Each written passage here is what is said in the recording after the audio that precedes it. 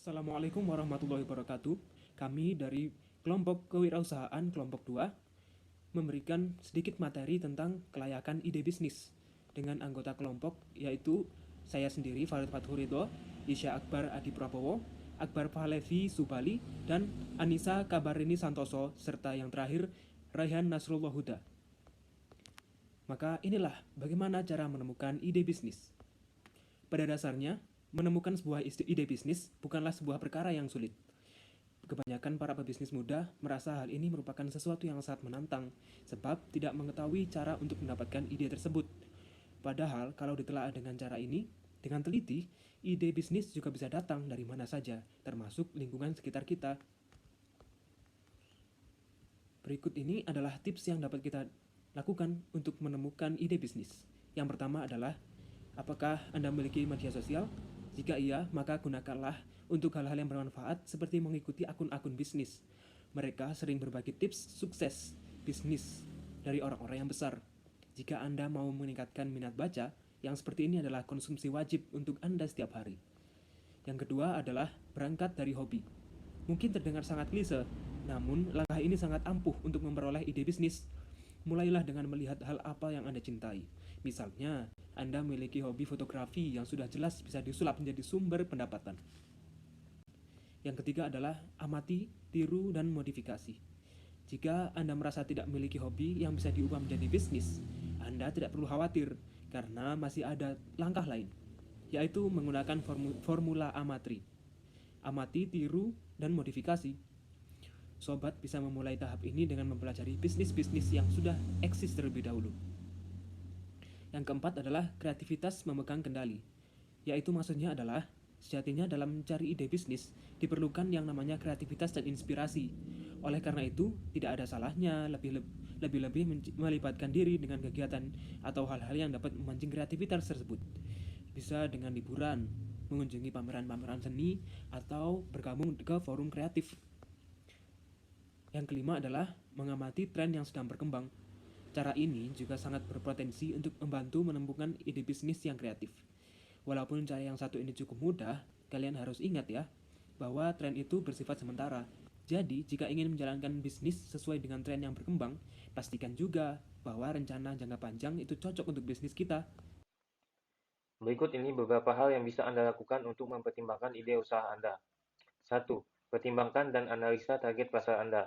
Ini adalah hal pertama yang harus Anda perhatikan Anda lakukan adalah mengenali dan menganalisa target pasar Anda. Anda bisa mempertimbangkan dan menganalisa industri dan calon-calon pembeli untuk produk atau jasa yang akan Anda tawarkan. Anda bisa menganalisis ini dengan cara membaca artikel-artikel yang berhubungan dengan bisnis atau usaha yang akan Anda mulai, sehingga Anda tahu tren-tren terbaru. Anda juga bisa menghadiri seminar-seminar untuk mendapatkan ide-ide baru yang bisa ditambahkan di ide awal Anda. 2. Catat dan kembangkan ide Anda.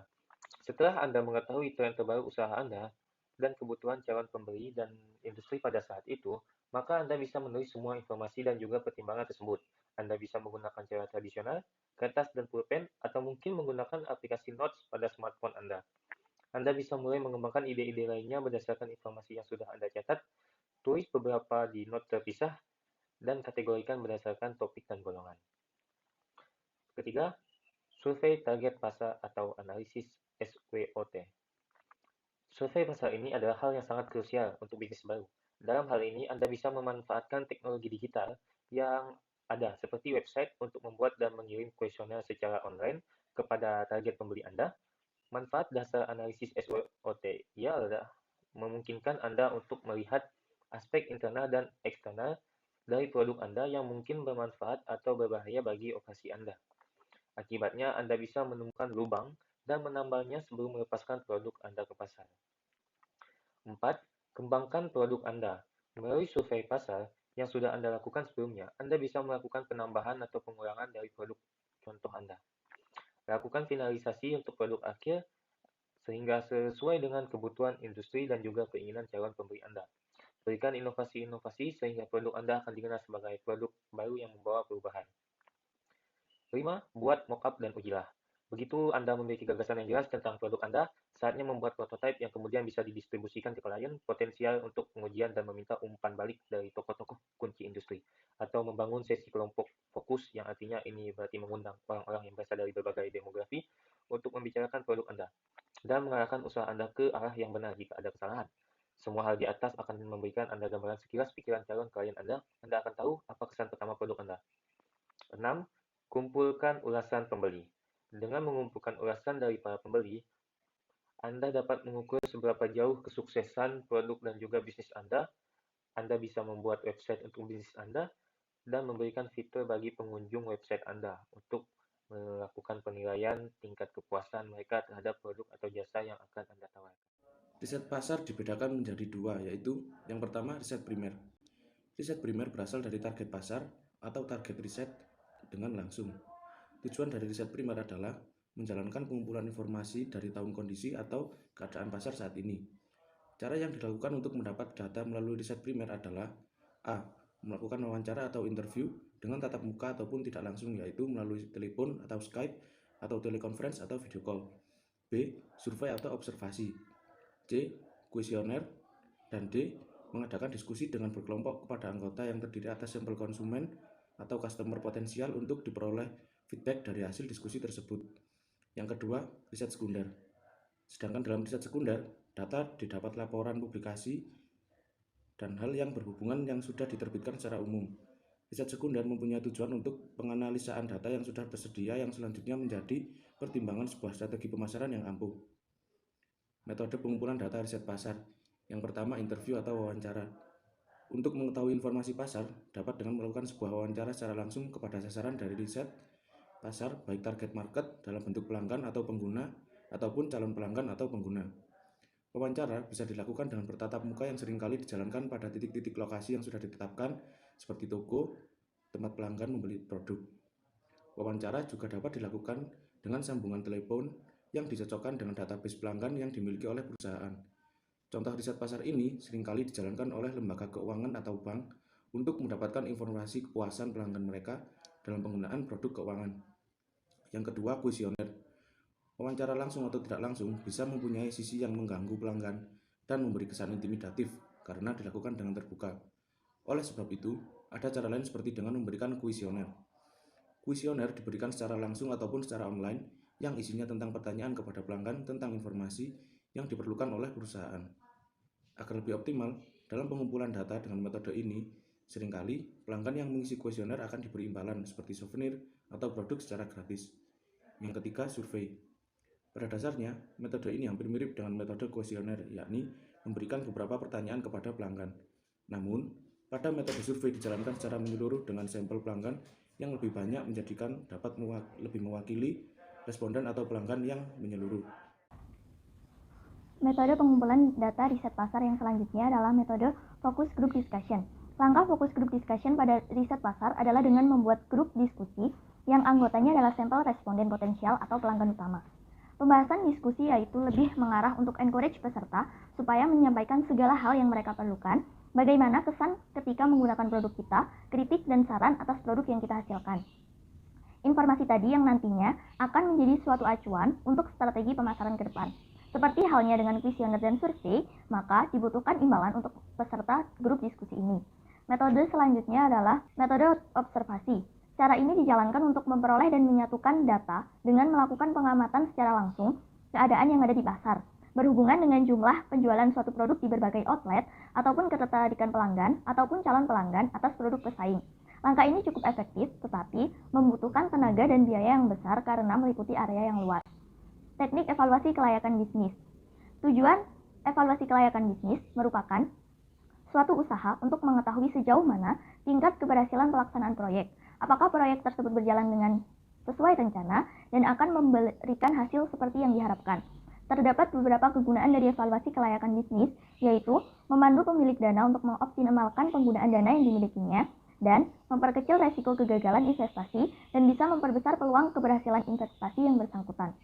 Dalam melakukan evaluasi kelayakan suatu bisnis, ada beberapa aspek yang menjadi variabel penting dalam melakukan evaluasi. Aspek-aspek inilah yang akan menjadi data-data di dalam suatu evaluasi kelayakan bisnis.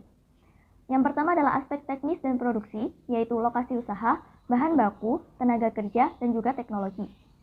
Aspek selanjutnya adalah aspek manajemen dan sumber daya manusia atau SDM, yaitu aspek untuk digunakan untuk mengelola dan melatih tenaga kerja dalam usaha ini.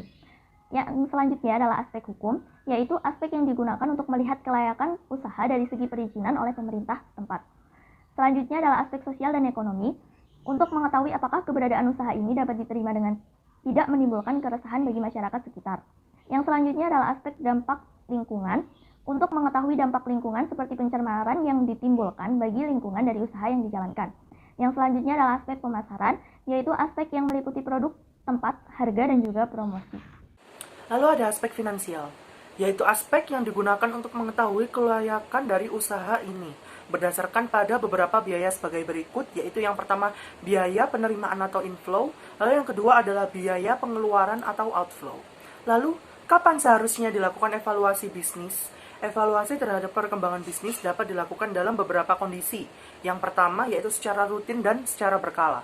Anda bisa melakukan evaluasi bulanan, triwulan, maupun tahunan. Biasanya yang paling sering digunakan adalah evaluasi triwulan, menyangkut evaluasi kegiatan sehari-hari seperti pendapatan dan pengeluaran. Dan tahunan untuk evaluasi secara lengkap yang mencakup laporan keuangan, persaingan usaha, sumber daya manusia, dan lain sebagainya. Evaluasi berkala sangat baik manfaatnya karena dengan adanya evaluasi tersebut, maka masalah-masalah yang timbul bisa lebih cepat diatasi dan peluang untuk pengembangan bisa lebih cepat dimanfaatkan. Lalu secara insidental. Evaluasi secara insidental dilakukan setiap saat apabila pada umumnya terjadi sebuah masalah yang dirasakan cukup signifikan pada usaha. Evaluasi seperti ini biasanya dilakukan apabila terjadi masalah atau kemunduran pada usaha. Evaluasi ini sebenarnya kurang baik karena masalahnya sudah terjadi dan tindakan pencegahan pun sudah tidak bisa dilakukan. Namun, yang terpenting adalah tindakan koreksi.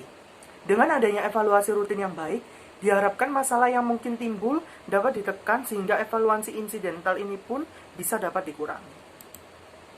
Lalu apa saja hal yang perlu dievaluasi? Yang pertama adalah bagaimana kondisi keuangan usaha Anda. Ini adalah tahap pertama di mana Anda dapat mengetahui maju mundurnya sebuah usaha dan mengukur kinerja usaha Anda melalui evaluasi keuangan. Lalu yang kedua, bagaimana kondisi pasar bisnis Anda? Naik turunnya kondisi pasar sangat berpengaruh pada roda usaha Anda. Oleh karena itu, Anda tidak boleh melepaskan pandangan Anda dari kondisi pasar. Suatu saat nanti, akan terjadi perubahan yang menuntut Anda peka dan mengetahui dengan cepat bagaimana permintaan atau perubahan pasar untuk segera diantisipasi dan kembali mengikuti selera pasar. Lalu, bagaimana dengan pasar dan usaha sasaran? Apakah produk Anda sudah sesuai dengan kebutuhan pasar? Indikator kegiatan usaha yang sehat atau biasanya berhasil ditandai dengan tepatnya pemilihan terhadap kebutuhan atau selera, biaya, kenyamanan, dan komunikasi dengan konsumen serta pemilihan sumber daya manusia yang tepat. Lalu, bagaimana tahapan pertumbuhan dan pengembangan usaha Anda? Misalnya, seperti dari sasaran jangka pendek atau apakah ada pencapaian keuntungan dan pertumbuhan seperti yang diharapkan. Lalu yang kelima adalah bagaimana kemajuan usaha Anda? Tinjau kembali usaha Anda secara berkala paling sedikit 6 bulan sekali. Lalu yang keenam, bagaimana kepemimpinan Anda? Apakah Anda stres atau hilang semangat? Apakah Anda kehilangan visi serta energi yang pernah dimiliki? Lakukan evaluasi usaha sebelum usaha berada dalam titik yang mengkhawatirkan. Karena berada dalam titik ini sedini mungkin, mengevaluasi dapat dicegah dan dilakukan, maka ini merupakan tindakan mencegah dari sebuah kegagalan usaha. Terima kasih.